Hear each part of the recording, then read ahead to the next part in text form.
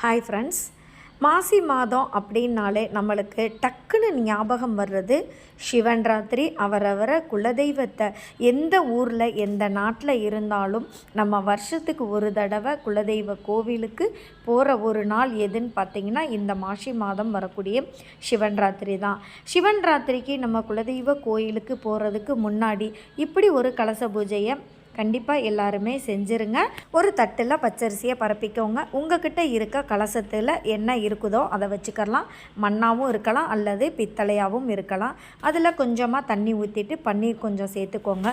ஒரு சந்தன வில்லை கண்டிப்பாக வேணும். ஏன்னா குலதெய்வத்தை நம்ம அழைச்சிட்டு வந்து இதில் ஆவாகனம் செய்ய போகிறோம். அதனால் சந்தன வில்லை போட்டுக்கோங்க. கலச பொடின்னு கடையில் விற்கிது. இது நான் சொந்தமாக தயார் பண்ண பொடி கொஞ்சம் சேர்த்துருக்கேன். கொஞ்சமாக பச்சை கற்பூரம் 11 1 ரூபாய் காயின் போட்டிருக்கேன். கொஞ்சமாக அதாவது வெட்டி வேர் சேர்த்துருக்கேன். அவ்வளவுதான், வேறு எதுவும் இல்லை. கலசம் நம்ம இப்போ ரெடி பண்ணிட்டோம். விளக்கு ஒன்று, அதாவது கலசத்துக்கு மேலே ஒரு தட்டு விளக்கு ஒன்று வச்சுக்கோங்க. இந்த கலசம் எப்படி வைக்கிறதுன்னு ஆல்ரெடி ஏற்கனவே ஒரு வீடியோவில் நம்ம போட்டிருக்கோம். விளக்கேற்றிடுங்க. இப்போ வாசலில் வச்சு நம்ம அழைக்க போகிறது எப்படின்னு பார்த்தீங்கன்னா, வாசல் தெளித்து கோலம் போட்டுட்டு கோலத்தோட மத்தியில் வெற்றிலை வச்சு அந்த வெற்றிலை மேலே ஒரு சூடத்தை வச்சு பொருதிடுங்க.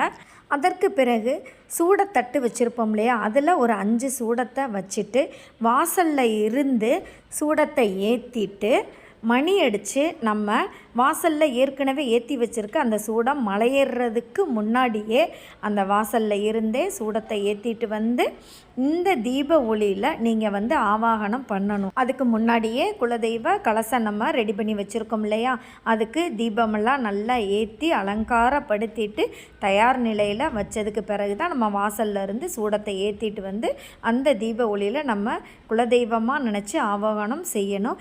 இந்த ஒரு பூஜை முறையை வருஷத்துக்கு ஒரு தடவை நீங்கள் இந்த மாசி மாதத்தில் செய்யணும். மாசி 1ஆம் தேதியும் செய்யலாம். அப்படி இன்றைக்கி தவற விட்டவங்க சிவன் ராத்திரிக்கு முன்னாடி வருகின்ற வெள்ளிக்கிழமை இந்த பூஜையை செஞ்சுருங்க. எத்தனை கோவில்களுக்கு போனாலும் எத்தனை பூஜை புனஸ்காரங்கள் செஞ்சாலும் இந்த குலதெய்வ பூஜை நம்ம செய்வதன் மூலமாகத்தான் நம்மளுடைய முன்னோர்களின் ஆசீர்வாதம் கண்டிப்பாக நம்மளுக்கு கிடைக்கும். நம்மளுடைய முன்னோர்கள் தான் நம்மளுடைய குலதெய்வமே. அதனால் இப்படிப்பட்ட ஒரு குலதெய்வ கலச பூஜையை யாரும் செய்கிறதுக்கு மிஸ் பண்ணிடாதீங்க.